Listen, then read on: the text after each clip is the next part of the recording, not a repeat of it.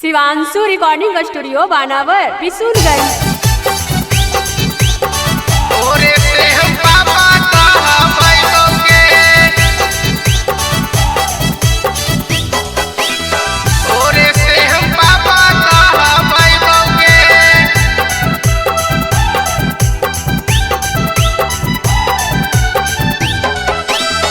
हमारे निशानी है तो सबके बताइबोगे,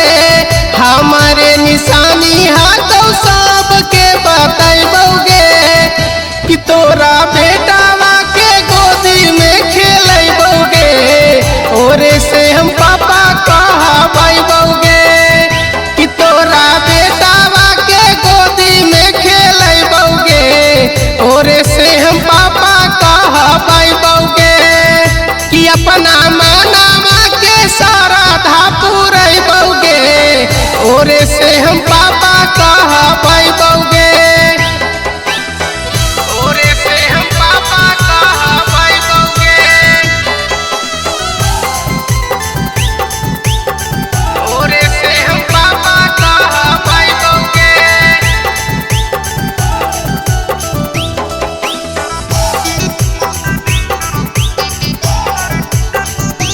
एगे तानी गो से करा हानि हमारा से प्यार गे,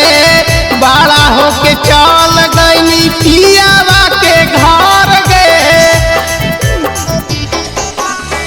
तानी गो से करा हानि हमारा से प्यार गे, बड़ा होके चल गई पियावा के घर गे,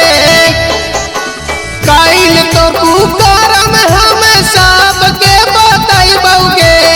कैल तो कुकरम हम सबके बताइबोगे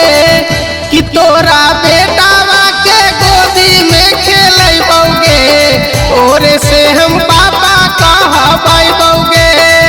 कि तोरा बेटावा के गोदी में खेलबोगे, और से हम पापा कहबोगे।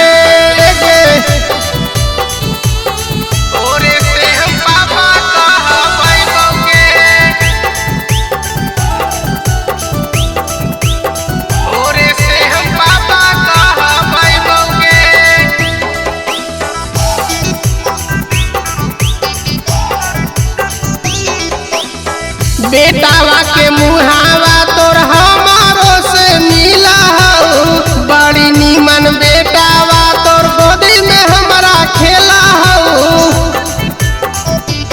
हे गे बेटावा के मुहावा तोरे हमारो से मिला हूँ, बड़ी नीमन बेटावा तोर गोदी में हमारा खेला हूँ, बबलू बाबाल बतिया कैसे के छिपैबोगे, बबलू बाबाल बतिया कैसे के छिपैबोगे कि तोरा बेटावा के गोदी में खेलबोगे,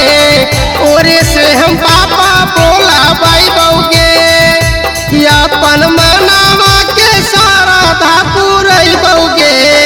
और से हम पापा बोलबोगे। सुनिए शिवांशु रिकॉर्डिंग स्टूडियो बानावर बिशुनगंज।